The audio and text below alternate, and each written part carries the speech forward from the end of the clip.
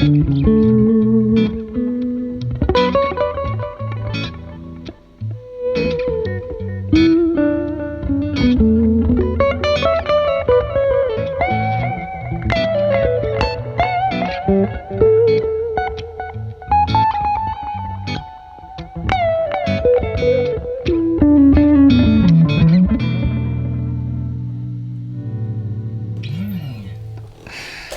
guys, welcome to another episode of Andertons TV. Today my special guest is Arielle, all the way from the other side of the pond, spending some time in the UK and in Europe, doing her thing musically. So welcome to Andertons TV and thank you so much for getting up early and coming to join us today. Thanks for having me.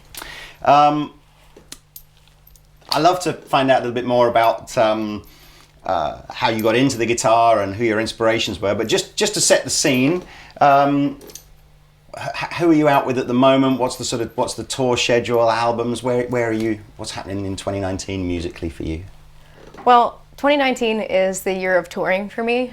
Just mostly going to be out on the road. I have been doing about 20 dates with my band. Almost everybody's from Southampton, except for my bass player, and that's been really fun. They deal with me, and we've just been traversing most of England.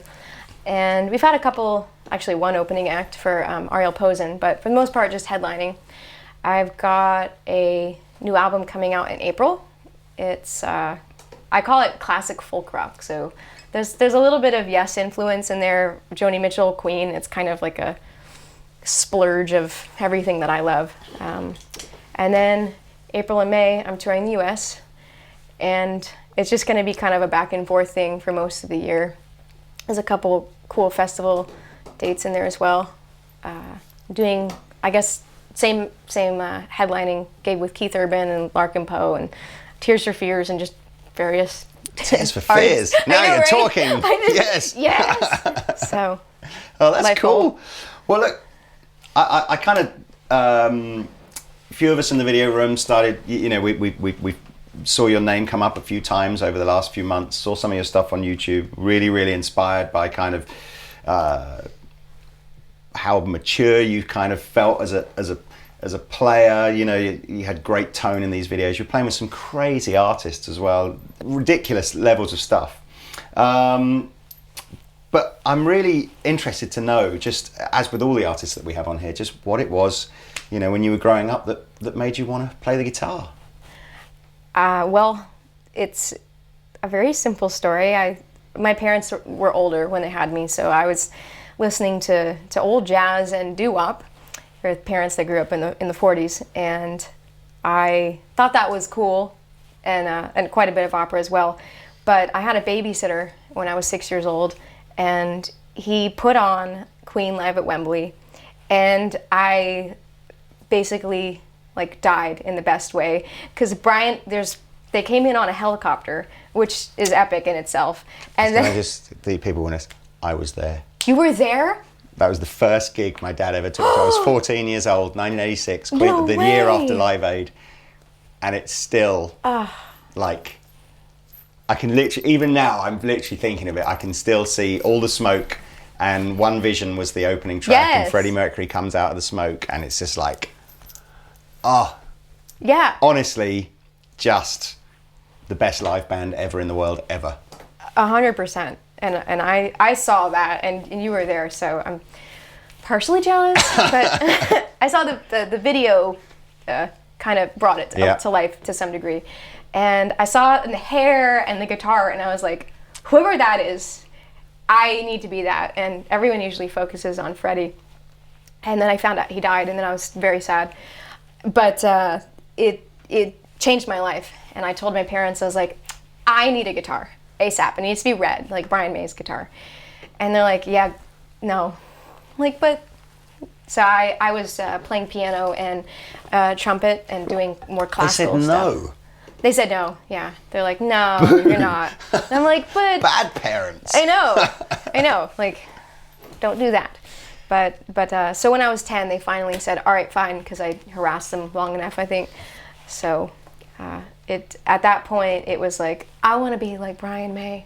And then throughout the years, I collected some other influences, in all sorts of different categories. But that was the monumental moment for me, for sure. Oh, that's cool. Yeah. And how did you learn? I mean, were you self-taught, or did you get lessons through school, or know a friend, a family, or someone? Or I was self-taught for the first few years, and then I think I was 13 or 14, and I got lessons, and practicing very loudly, probably horribly. Thankfully, cell phone cameras and things weren't there then, so thankfully I don't have to reminisce on how bad I was. But I eventually went to MI. I graduated high school early, so at 16 I was the youngest person at MI, living in Hollywood by myself. It was kind of strange and probably a bad idea, but... Wow. Where were you brought up in America?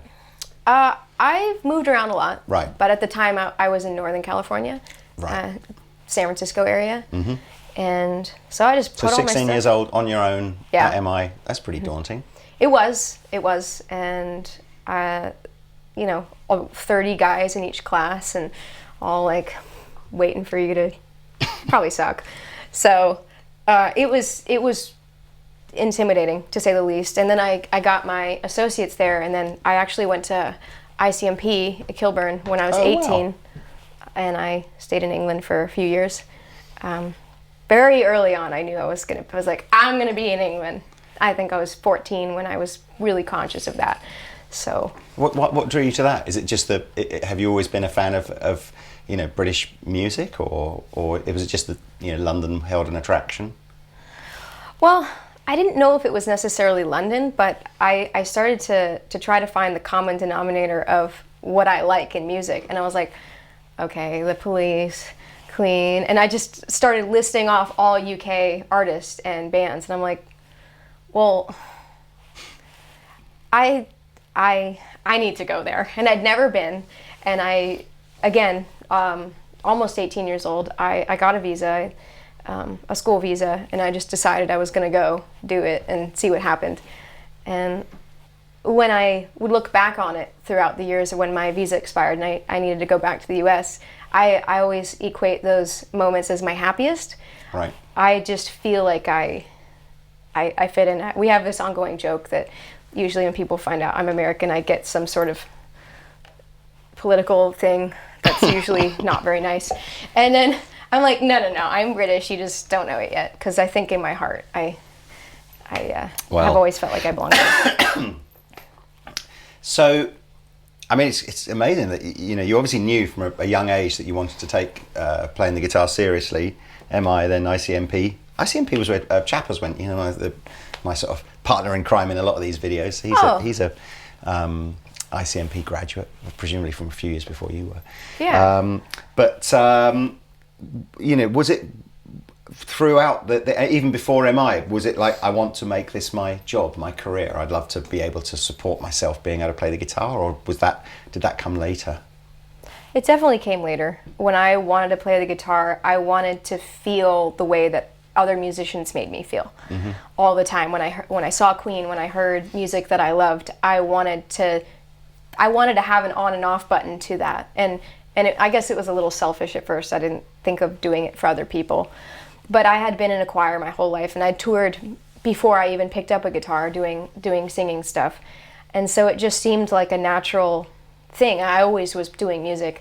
And then, of course, the age where I was living on my own, it's like, you need a job. And I'm like, oh no. So after flipping pizzas and you flip walking pizzas? dogs, I don't know if is that a good pizza? If the pizza get flipped halfway through, it's like literally flip it over, but you check underneath if it's burnt, and then I burned myself, and it was just this horrendous thing. Clearly, I wasn't very good. So after failing I was a clown at multiple jobs. I was like, I have to find a way to make this work. Yeah. And so then I decided that that's what I wanted to do. I thankfully had parents that really loved their jobs, mm-hmm. and they're both doctors, nothing to do with music. But I wanted to be happy. I didn't want to just... There were compromises, of course, but it was never... Mainly financial in the early days. Mainly financial compromises, but I never thought about it like, I want to be a rock star someday, right. And that's going to be my driving force. It was always just, this makes me happy, and I just need enough so I can pay rent and food. So what were the first? What were your first bands like? You know, did you always were you always seeing yourself as a singer-songwriter playing guitar, or were you just were you like a playing guitar in a covers band, or what was your? Well, I was first in the Dio cover band. A Dio cover band. Yeah, heck yeah. I thought Dio was like God. Yeah, I've never really got into them, so I can't really comment, but fair enough. Him and Black Sabbath. Yeah. I was definitely the Dio Black Sabbath, the Heaven and Hell version of Black Sabbath. Fair enough. And I don't know why. I don't know what it was. I think it was just anything that was just so extra, over the top awesome. I just thought that was like, that excited me. So it was terrible. We were all horrible. And the first opening gig we had, we wrote some song in like 5 minutes, and I think it was only 3 sentences, screaming. And we opened up for Night Ranger and Sammy Hagar. That was my first gig. You opened? Yeah. Wow. In front of like 4,000 people. And I can't find the footage of that, but again, it's probably for the better. Someone on YouTube will find it. Oh no, please don't. I mean, please do. What was the name of the band? Kids at Risk. Kids at Risk, Yeah. Night Ranger. These are all the Google searches. Whereabouts was the gig and what year? It was in Sonoma County, California in 2004. Go. You have all the information you need. Oh no, don't judge me. So, and then progressively got better. I grew up in a little bit of a rough place, and so I was doing the singer-songwriter, heavily focused on the guitar. I didn't want to just strum chords, but my dad passed away really early, and he hated the fact that I played guitar. He was like, even though he bought me my guitar because I harassed him, he's like, stop playing guitar, just accompany yourself on piano. And I'm like, but I'm going to be a guitar player. So when he passed away, when I was just about 14, I stopped singing, and I was like, all right, that's it. I'm just a guitar player then, as a way to rebel, I guess. It was me acting out. So that lasted for probably about 19 or 20. I was just backing other people in their bands. I toured with CeeLo Green for a while, and just played in various bands. And I'm grateful for that point, because had it not been for that, maybe I would have just been more less focused on that. But to have those years where I wasn't singing maybe has affected my voice, but I think it was very monumental for my guitar playing. That's amazing. So now, again, I might have the timeline wrong here, but would you say that when did the Guitar Center competition thing was that before or after, or? Oh no, that's kind of recent. That was about 3 years ago. So what was it that made you? So tell us a little bit about what the competition was and how that kind of panned out. But more interesting, it sort of feels like you were doing okay before. So why did you feel the need to enter? Kind of almost like a talent show type thing. Yeah, I'm not into talent shows at all, or contests. That's what I mean. Yeah. I use that word loosely, but there's kind of any sort of guitarist of the year inevitably is sort of a talent show, isn't it? Oh, absolutely. And voting is involved, and it's hard to say who's better than someone completely different than them. It's obviously a matter of opinion at that point. But a fan, that people are always like, hey, do this, and I'm usually not resonating with it all. I'm like, oh, thanks, but no thanks. But a fan had said, hey, Vince Gill is doing this Guitar Center thing. You should do it. And it just felt like kind of an immediate, oh yeah, why not? Had it been another just a guitar player, I wouldn't have done it. But when I saw that it was Vince Gill, he's multi-talented. He's an incredible songwriter. His voice is unbelievable. And then he also plays guitar, which a lot of people don't know. He also plays guitar like a mother as well, doesn't he? It's amazing. Off the charts. And the most amazing part about him is, because I played with him again just about a month and a half ago. And he was doing rehearsals with, it wasn't me, thankfully, but somebody else that had been a part of this competition, and he's just ripping. constant, like 64th note, just no break at all. And it was a cover of a Beatles song. And then he kind of points at Vince like, all right, take a solo. Oh, so right, this is the other guy doing it. This is the other guy. And Vince plays like 4 notes of the melody, and we all were like, dang, he got schooled. But like, it's one of those things that I just respect him as an artist. And because of that, I thought that this might be a good segue to be his friend. Right. And I mean that not in a creepy way at all. I'm like, this is somebody I respect. If nothing else, we can meet and I can get to work with him. And I felt confident that my crazy fans would vote me in and like stay up all night and be like, Arielle. So they did. They voted me in first out of 6,500 people. I don't know how that happened. So there wasn't, right, so it wasn't like stand up on stage, do your thing, and then we'll vote. It was based, No. People were just voting for who they liked, were they, that was already out there doing it? Yeah, it was an online kind of upload your video thing. Right. And I had produced another version of his song. It was supposed to promote his new album that came out. So he picked his single, and then we were supposed to do a guitar solo on the single. And I always like to go above and beyond. I was like, I'm going to reproduce it, and then I'm going to change the key, I'm going to sing on it, and then I'm going to play guitar. And he liked that a lot. He's like, your version's better than mine. Probably not. So it ended up happening, and 3 years later, like, we have breakfast and lunch, and we have this joke that I get a bowl of fruit, and he is like sausage, bacon. Like, we just make this joke. He's like, yeah, tell everybody to get fruit, but and he just has been a mentor. He tells me all sorts of really wise things, and the wisest one is knowing when not to play. I think that's what I mentioned right at the beginning, you know, and in fairness, I totally stole your word from when we were talking before, but there's that maturity of, you know, I think probably YouTube more than anything has bred a generation of unbelievably technically competent guitar players who I think don't realise until they're much, much older that just playing 1,000 note a minute solos is very difficult, but not necessarily terribly musical. And when you do, I remember reading an interview with Gary Moore, and this was in a guitar magazine probably 20 years ago, but I forget which of the I think it was Albert King that he'd done a song with or a collaboration with or whatever, and Gary Moore said, yeah, I did this solo and I ripped out this like best solo I've ever done, you know, it was a million miles an hour. And then Albert King, or whichever of the blues greats it was, just goes. That's bad position to be in. And Gary Moore's just gone, oh, yeah, I've just been destroyed with one note and it's what you don't play and how it embellishes the song, I think, that's the real sign of a guitar player that really knows what they're doing, you know. I think, maybe it's just my opinion, you know.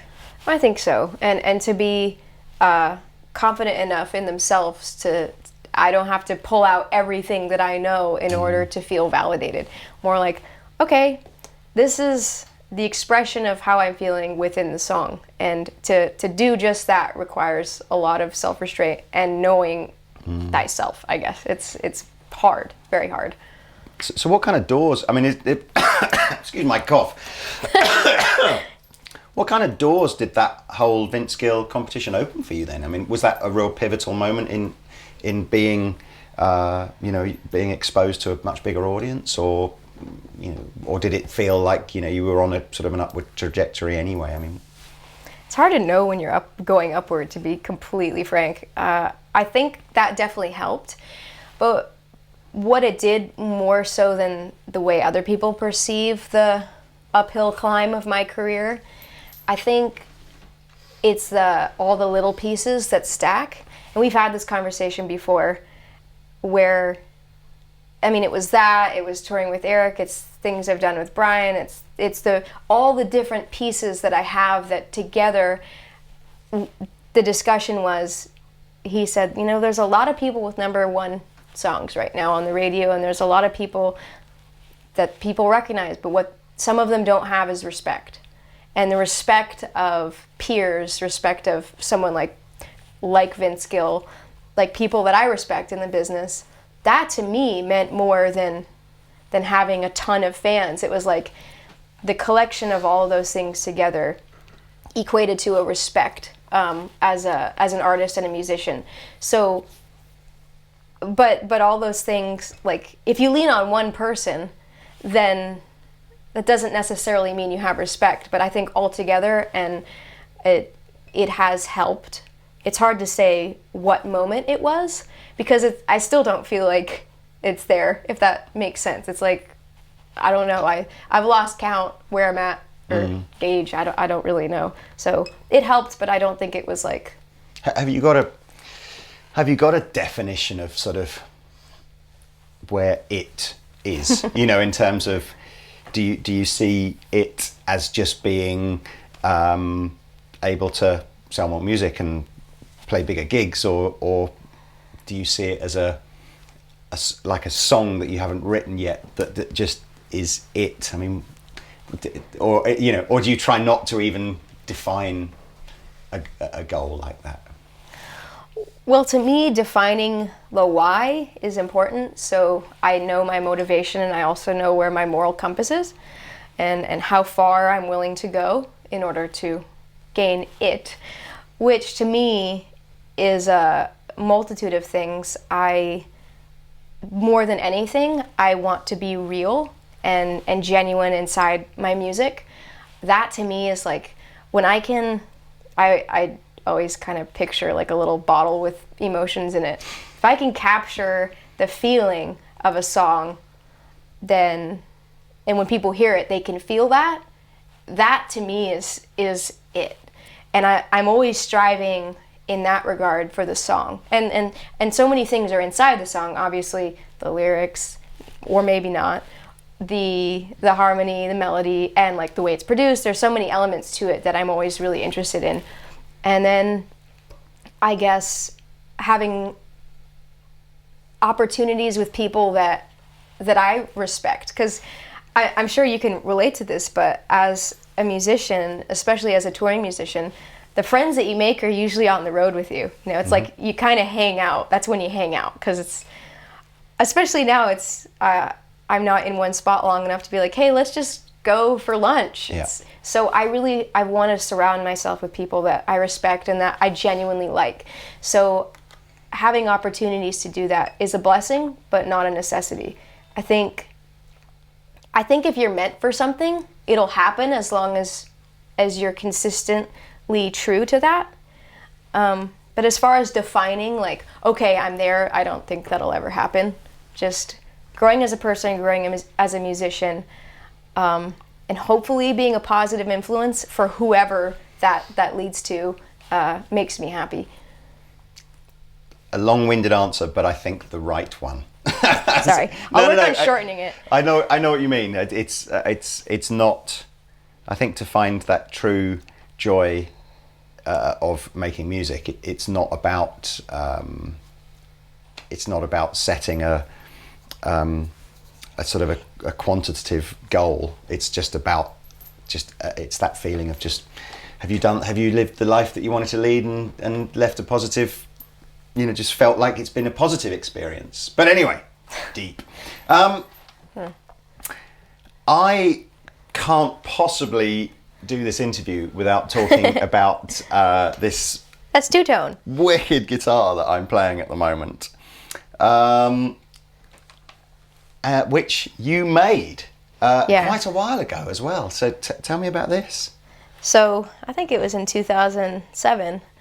A friend, Patrick Yates, and I, which is, I'll get into that in a second, he's disappeared. I'm not entirely sure he's real.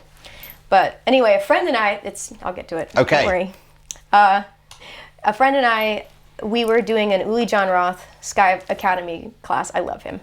And it's the most amazing class. If he's still doing them, I'd recommend it, because he talks about all the notes and colors, and like, you think you're gonna learn some techniques, but no, we lied down and meditated almost the entire time. It was amazing. But anyway, I met this guy named Patrick, and he had built a couple Uli John Roth Sky guitars, And I had this idea that I could take all 5 of my guitars that I would constantly switch just for basically one feature that they had. So I figured if I put them all in one, I only need one guitar. So his guitars were subpar, to say the least. But I didn't care. I didn't think it would be anything. I just wanted the experience of it. Plus Brian May did it. So together we drew out everything, and we had I still have the original designs that we did and kind of gave to each other back and forth. And I'm a terrible drawer, but I drew this, and then I took the specs of 5 different guitars. People laugh because they're hilarious hybrids. So what have we got here then? Firebird? So Firebird is my favorite guitar shape ever, but they're enormous, so I shrunk it. I flattened out. I made it a little bit more curvy than. Yep. And so I guess in that way, it's got a little bit of an Explorer in it. It's got the reverse headstock, which I had a 1982 Bernie Rico Warlock, and it's the most 80s snakeskin guitar you've ever seen. But I loved the reverse headstock. It also had a pretty long scale length. So this is actually 25.30. It's supposed to be 25 and a half, but we screwed up. It's got the Steinberger gearless tuners, and those are awesome. So Steinberger there. And then we've got the LSR roller nut because of Jeff Beck on his Fender Strats. And then the Fender bridge. And it's set up just a little bit over halfway to kind of do some of that Jeff Beck stuff. So you can get a tone uplift or something, can you? It's a minor third up from the bass string, which is pretty awesome. If you really yank it. That's great. And then I've got the Brian May guitar, of course. It's got the Burns Trisonic pickups in it, as well as the pickup in and out of phase system. And then I had a Gibson Les Paul, the Manhattan Midnight color. So it had blue, and blue is my favorite color. So is orange. It looks a little red, but it was actually meant to be orange. So I took that plus the ebony fingerboard of that Gibson. The BC Rich had the diamond inlays on it. Right. And then it has 2 tone knobs, which is why I call it 2-tone. It's a volume, but I never changed it because they come in packs individually and I was cheap. And then just put the 2 tone knobs on there. Is that a Van Halen thing? I don't know. It is a Van Halen thing, isn't it? Yeah. Really? Not saying you copied it, but I'm saying I'm pretty sure, again, is it 2 volumes or 2 tones? But anyway, whatever. This one has 2 volumes on it. Right. Because I figured it obviously sounds different, doesn't it? Yeah, oh yeah, it affects the tone greatly. What's this? Yeah, some people... Because it's all getting a bit Illuminati on the back here, isn't it? I mean, what's... It's not Illuminati. Okay, well, I don't even understand what the Illuminati is, so it's... Neither do I. I just read a Dan Brown book once and they talked about them, but... I don't even know what it is. But when I saw the design, and now I question it a little bit, there's nothing underneath it. It's just a triangle. And in really old terms, the triangles... We'll get there too. Oh, this is great. It points to the random copper thing. That is... So years back, the Tibetan monks asked me to go on... It's very random how that worked, and I don't even exactly know how. But Is this a real story or just No, a dream real. you had at some point? Right, okay, it's a real story. I mean, Tibetan monks asked you to, headline some... They had a No. Uli von Roth tribute band called... Anyway, where is this going? This is the best story ever. Oh dear. Well, the other half of my life is that I help a lot of Indian musicians and people with their music in Sanskrit and Gujarati and multiple Indian languages, and so they basically found me somehow, and a bunch of different groups of them have found me to. They give me a sentence or a couple sentences, and then I create the music for them. So we went to Australia, and they gave me this thing, and they just said that it's positive energy on it. So years ago, I just kind of taped it on there. And I don't know if it helped, but I was afraid to take it off, because what if it does? I don't know. I love that, though. I mean, I love that sort of surrounding... I mean, Eric Johnson much better than I do, but we had him here for a masterclass once, and I found it sort of inspiring talking to him about he's absolutely about the energy of a guitar and how the guitar's life, even down to like the case it lives in, somehow, you know, in other words, so if he likes a guitar and he feels a connection with it, he's it's like, it's not, oh, it's the pickups and the wood, or it's like it's life. It's like, whoa, deep, but you know, but cool as well. So why not? Yeah, I mean, stick it on. Maybe it has. Maybe there's some secret sauce in here or something. It's just making it all good. And that's what we talk about. We're like, when I changed the pickups on that recently, I had Seymour Duncan made me a version of those with little crystals in them, and I switched them out. He's like, don't do it. I'm like, why? He's like, don't, you're gonna change that. I'm like, yeah, but it's not, I don't know, just it doesn't have as much output as I thought it did, or I need more, I don't know. And he said, don't do it, and I did it, and he's like, no, it's better now. But there was this, like, and then I'm like, oh no, and I wasn't sure if I should cry, and like, did I ruin my guitar? So what used to be here? It was a terrible idea. It was completely awful. It was a brand new guitar, and again, I hated this guitar. When we first built it, I picked it up, I was like, ugh. Small and dorky, I don't know, it just looks weird. Look super cool, but anyway. But yeah, this is a horrible idea, but I had been doing some stuff with Steve Vai at the time, and he had a Sustainiac pedal pickup right kind of in the middle of his neck pickup. And so somehow we had the grand idea to put one there in that guitar. Right, so this is where the switching and the circuit board went in here, was it? It was a and what was worse was there's these two knobs, like they looked like this, but up here it was really bad. And then I went home and cried. I'm like, oh, but then I just put a crystal in one of the holes, just absolutely. It kind of fit perfectly, and then I've just lived with it. At some point I'll fill it in, but it's chambered now. Don't fit. I don't know. I'm funny because I've never. No, that's not true. I've had a Squier Strat that I really heavily modded up, but any guitar that I've ever really bought and really, really liked, I'm frightened even to like change the strings on it in case something isn't the same as. You know, people say, why don't you try turn, like I've got a Les Paul, and people saying, yeah, you need to turn the bridge, flip the string the other way around and put the wrap around. I was like, I'm too frightened. I don't, you know, it's such a great guitar. I don't want to do anything in case I don't like it and I can't work out how to put it back to how it was before. It's probably all in my mind, but. If you have someone you trust, that helps. Like, say that again. If you have someone you trust, that helps. Yeah. Because then they more than likely can get it back. If you asked Eric, probably not. But to me, I was like, well, if I don't like the pickups, I'll put them back in, and they'll sound close enough. Yeah, but I've done that with guitars. I've taken pickups out, just not liked it, put the pickups back in again, and I'm convinced in my head it's not the same again. And I'm constantly going to guitar techs going, is there another way this could have been wired in? Because I've, you know, and they go, no, it's definitely wired in the same as it was before. And I was going, oh, I'm sure it's in the mind. So obviously this is like the mama. And then it had a baby or a sister or something, and this is way newer. So what's the deal with this one? Yeah, this one's just about a month and a half old. When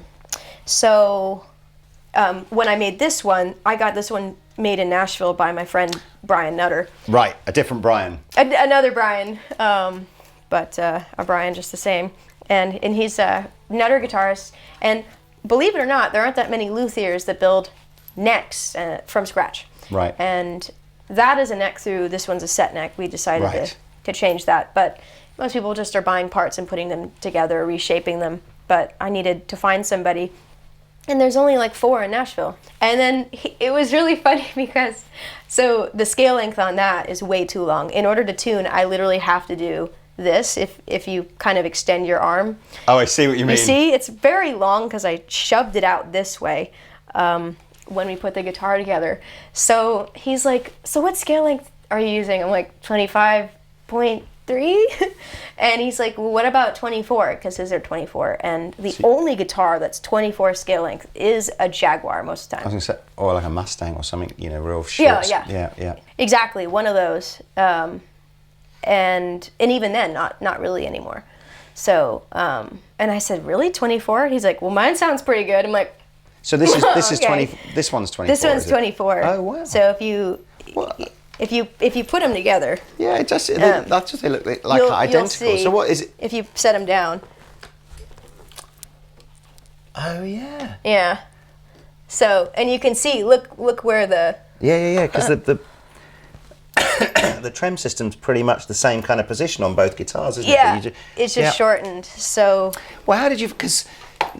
So have you gone for a much heavier string gauge on that one, or do you just enjoy the sort of the slightly looser kind of feel of it, or what's the? It must sound quite different, doesn't it, to this one? it does. It does. And no offense to Tom, but in a lot of ways, I think it actually does sound better. Right, okay. I don't understand how that... For your ears. Sorry. I mean, it'll always be the OG. Yeah. So, but I basically took some of the things I didn't like about that guitar and changed them. In this, I also have I have two others. I have one that I've named Silver, and Schecter made that. That was when I was working with Daisy Rock. Yep. It's blue and silver, and it's like got this lightning bolt kind of. It's insane looking, but I changed the woods. I changed that one has like a maple top. This is black limba, and so is that. And I was like, well, what if I put mahogany on one, and then we change the frets? That one has small frets. To me, the tension it's very hard to play because the LSR roller nut. I find that it's really wide and I can't change it because once you put the nut on, that's it. Like, so I got rid of that.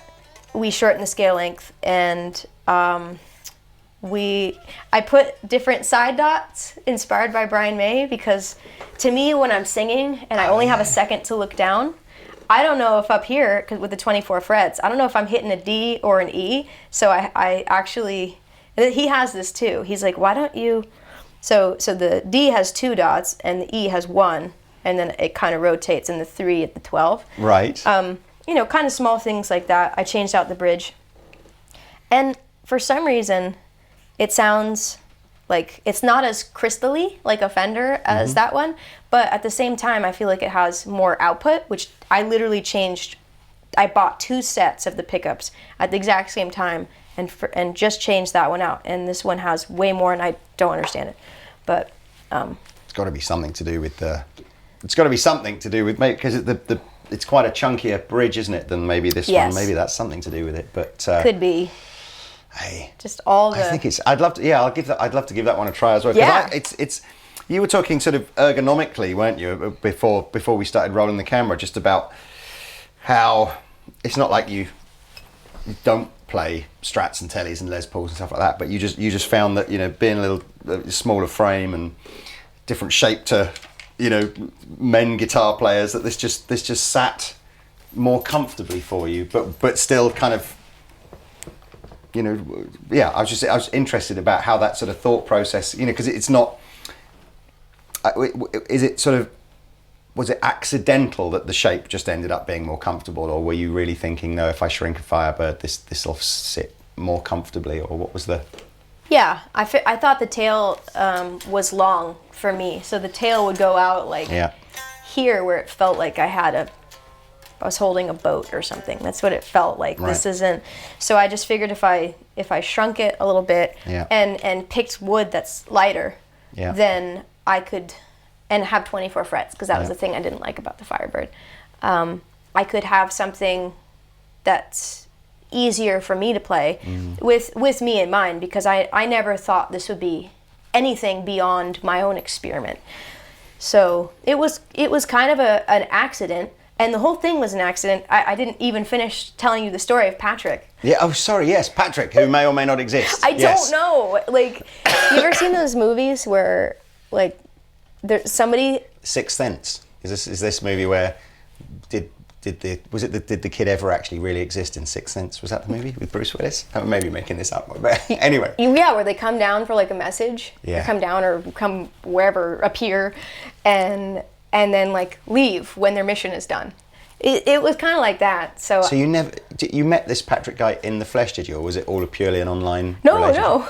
We were friends. You did meet him. So he did actually exist, but he's just disappeared.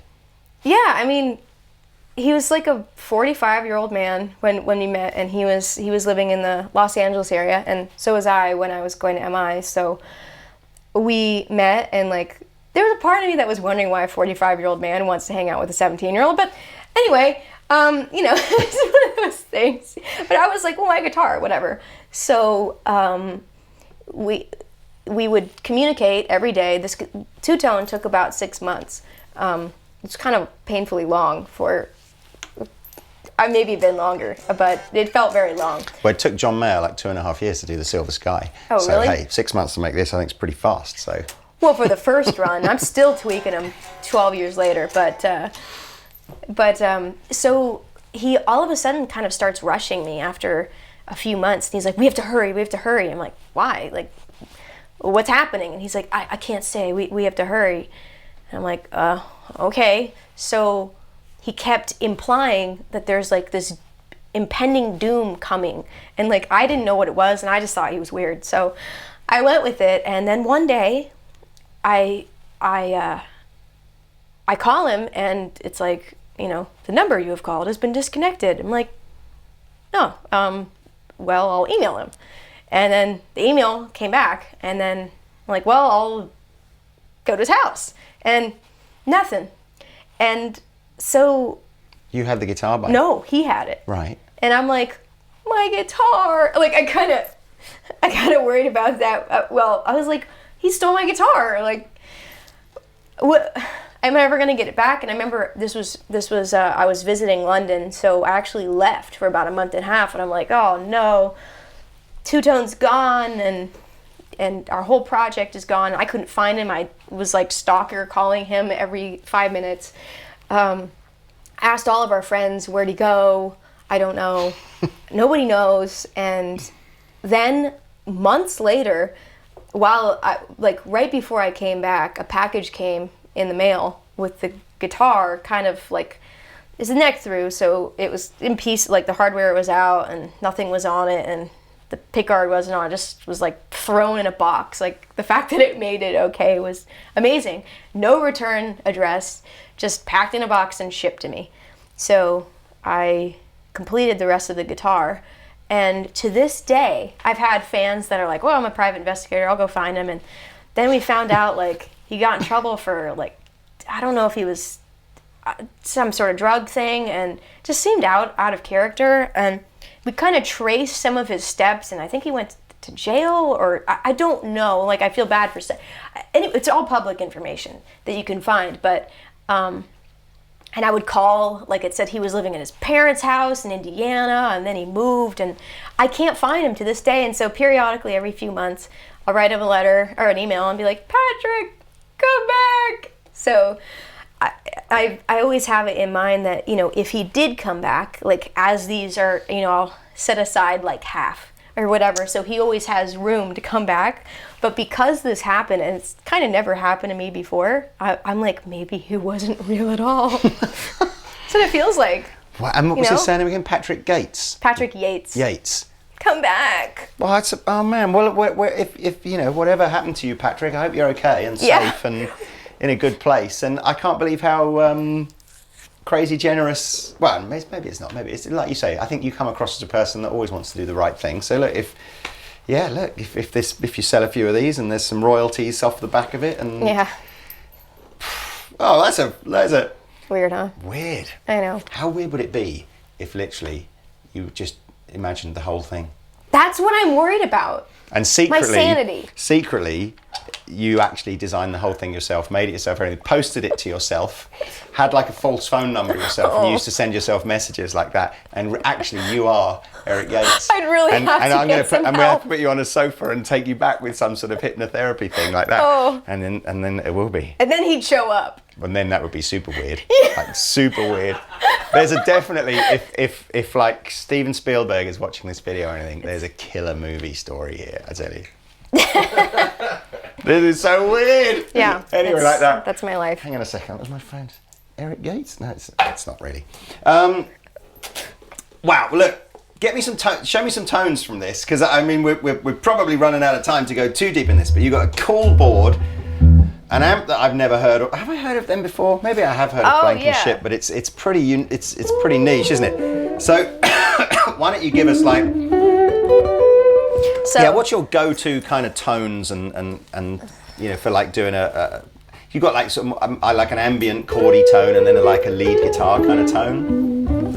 Yeah, because of these guitars, I have learned, I'm like, why doesn't this sound like a Strat? Like if you approach it as another guitar, and compare it, it's not going to meet up to your expectations. So it took me forever to find, with these particular pickups, they're quirky and they don't sound good through a lot of things. So what I'm using right now is the J Rocket Animal, and the original one. It's like this thick. It's like a loaf of bread, this one. And they don't make them anymore. My friend Chris, he's the one who makes them out of Nashville, and I've been using that for about 8 years, and I love that for these pickups. And then I just use the TC Electronic Flashback, which I think together they work well. And then for lead, Eric gave me one of his chorus flanger pedals, the TC ones from the 80s, which are also hard to come by. So you have that kind of like magical... I love it. Play some more of that. That sounds amazing. Oh, yeah.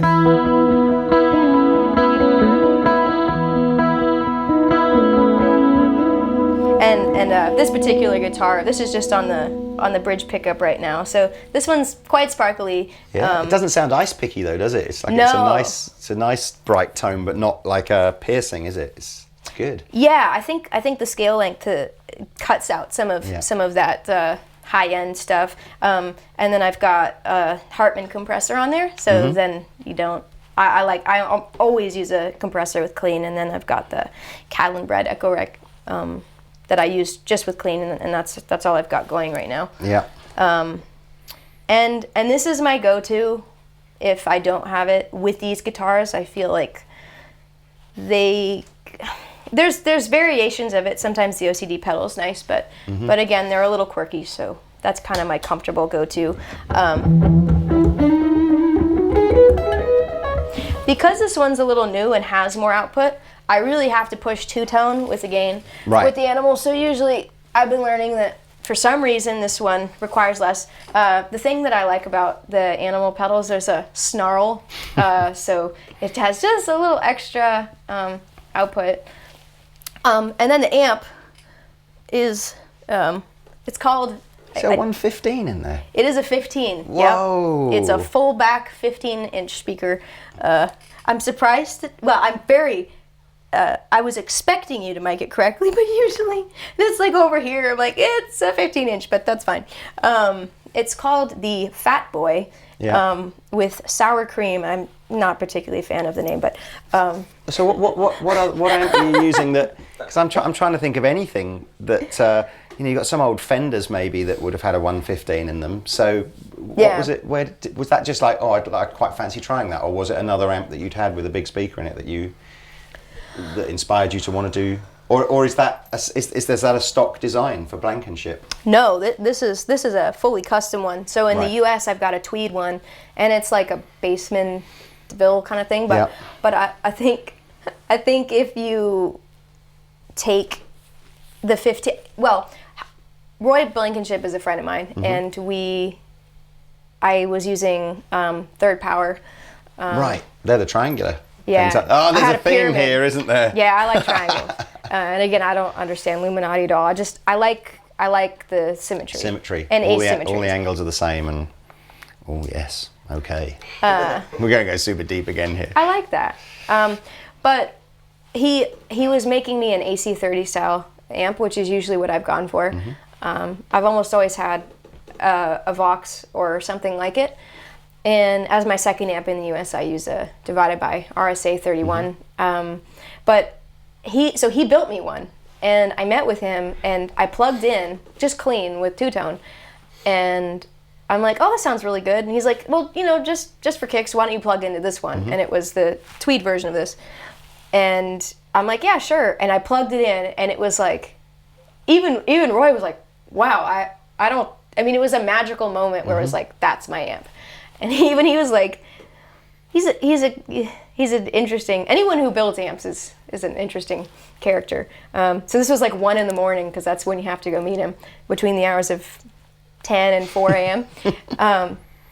In Los Angeles. And so he had already sold the amp. I'm like, Roy, why did you make me try something you already sold? And so he worked it out. I ended up buying it. So this most recent tour, I said, hey, can you make me one just for the UK, and I'm gonna leave it there. And I was like, but I want two-tone colors. And he's like, why don't we add sparkles? I'm like, absolutely. So it's Did he literally say it like that as well? No. No, okay, fair enough. I've got an image of Roy. I just was making my own interpretation of his spirit. I wanted the white in the middle, and people think I'm patriotic. I'm not. This is red-orange, but it came out red. That's a great, and the 15. I mean, I don't know if we're playing ever so quietly in here. It's quite a dark sound, isn't it? Yes. I mean, that's your thing? Is it? You like that kind of well, how would you describe it? Really, it's like you've got the sort of the tone maybe rolled off a little bit on the guitar, but yeah. And I think Eric and I, it's funny because he's definitely darker than I am as far as tone, but I just don't like, this guitar especially, these guitars can be very bright and like painful. And to me that hurts my ears, so I find that, and also I play a lot as a trio, and I find that if it's a kind of a wider sound, I can take up some more space than I normally would. And the 15-inch, which again, it was an accident. I was not looking for that amp at all. I think that it has like that AC30 sound if you want it to, but it's also diverse. I don't like, usually I carry my own stuff, and I don't like to have lots of things that I carry, and usually I don't have the luxury of that anyway on stage. So it's pretty diverse. I mean, you could make this thing country twang approved, right? Bright, take your face off. I guess that's because pedal steel guitars are about the only thing you normally see a 15-inch speaker in, don't you? So yeah. Oh yeah. I guess it can do it, but because I like a lot of the pedals that I've got have a slightly rolled off treble, darker tone, which I really like in isolation, but I often find when I'm jamming in these kind of videos like that, my sound won't record terribly well or won't cut through. Do you know, when you're in the trio, and I guess you've got more space, it doesn't really matter, but if you're gigging and jamming with other guitar players, do you find you have to adjust anything, give yourself a little bit more treble, or do you just leave that to the sound guy? And I rely on the guitar for that, I think, because these guys, with the right pickup selection, you can get that if you want, and then just go for the more quirky, out of phase sound. That's usually what I do, because I prefer it. I don't like to be super thin. So yeah, I mean, it's a great sound. You want to try it? Yes, I do. Here. Oh, it's you want to try this one? No, well, both. But let's just have a little. Yeah, I don't think I've ever played and I can't recollect having played an amp with a. So I've just got let me just put the bridge pickup on. Is that so bridge right now you've got the bridge on right now. Yeah. So you can get that AC30 kind of. If you put the middle one on, now you hear it. I'll take you back to. Imagine the smoke. Imagine Freddie Mercury coming through in his white leotard and the yellow cape. I cannot tell you, even now I can picture, because I wasn't on the field, I was in the seats, and We Will Rock You. And it's like 80,000 people in Wembley, and I just see this sea of hands doing this. That is so awesome. I was 14 years old. And the other cool thing as well, I was 14 years old, and my favourite band at the time was Marillion. Remember them? Oh, yeah. And literally, like 10 seats away, Fish was there. So I took my Queen programme that I had, and I went, Mr. Fish, can you sign my programme, please? Please. Okay. Anyway. Most epic day. It was an epic day for a young, you know, like, I'd probably only been playing guitar for 5 minutes, but... you can try the Queen, too, if you want. What's cool is if you try just the neck.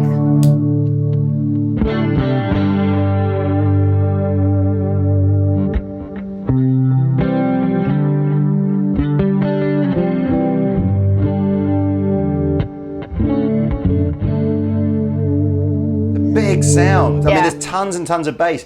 I'm surprised you get away with it being so dark. I mean, it's Yeah. Sometimes I'm not. Sometimes especially when I detune, I do have to not be so dark. yeah. I mean, And that's easy enough. Right now, I mean, is it? It's on. It goes to 12, the bass. Ooh. Is it a modded DeVille, or is it literally because the chassis looks like a DeVille? Yeah, it is, and thankfully for that, it's light. But there's a few things in here, like it's got a bright switch that you can literally just.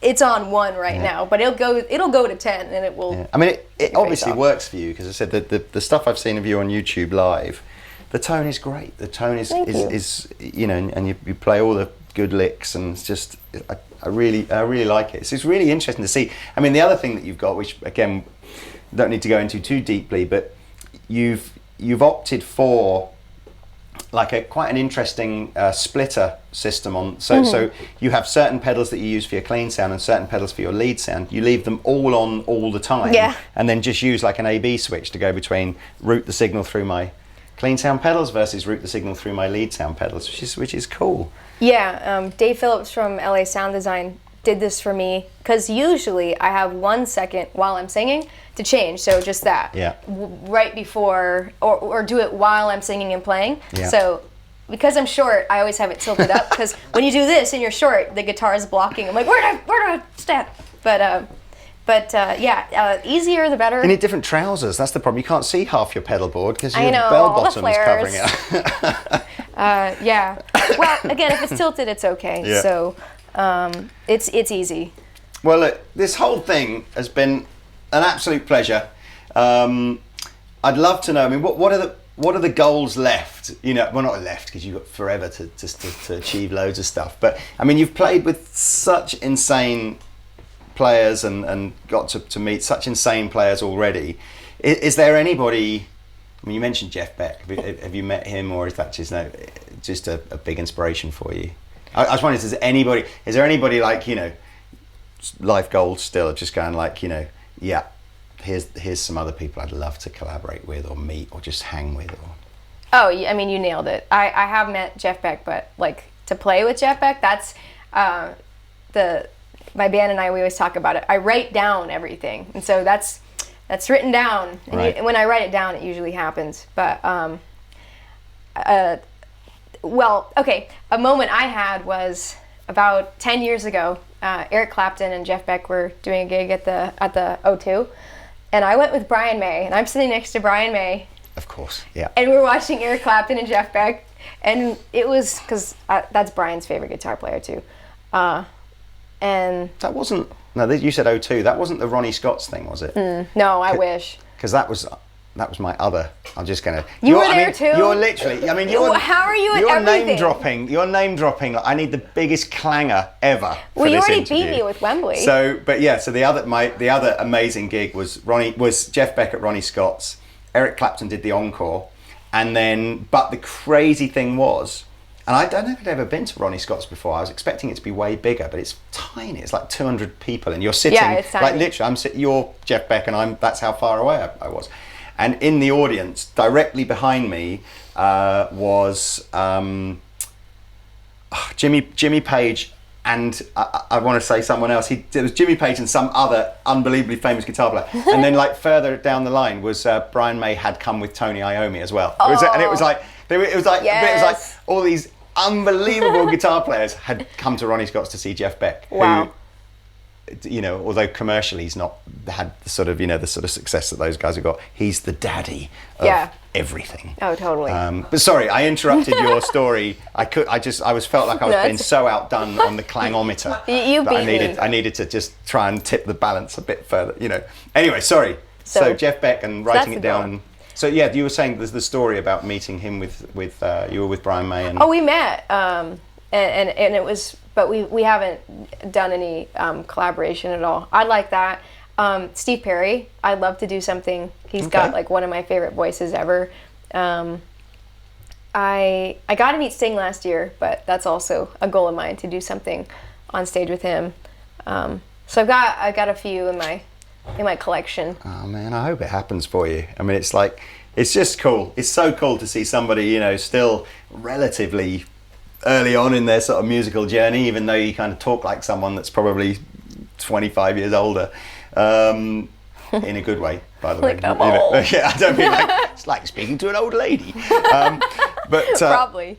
no, it's super cool. I really hope, you know, loads of cool things happen to you, and I hope everybody that watches this video goes and, you know, finds out a little bit more about you, listens to some of your music, because it's very, very cool, and it's cool to see you doing it. And I will 100% have to come and see a show. Yay. You know, when you're doing something in England. Are you regularly touring England, or? Yeah, it's going to be every 2 months right now. Oh, fantastic. So. Well, 100% expect to see us at one soon. But yes, Yeah, that'd it's be been amazing. an absolute joy to meet you. Thank you. Thank you very much. Good luck with everything. Good luck with these. Thank you very much all for watching. And I will put links in the description below where you can find out more about Arielle's stuff. And that's it. Thanks for watching, guys, and we'll see you in a video soon.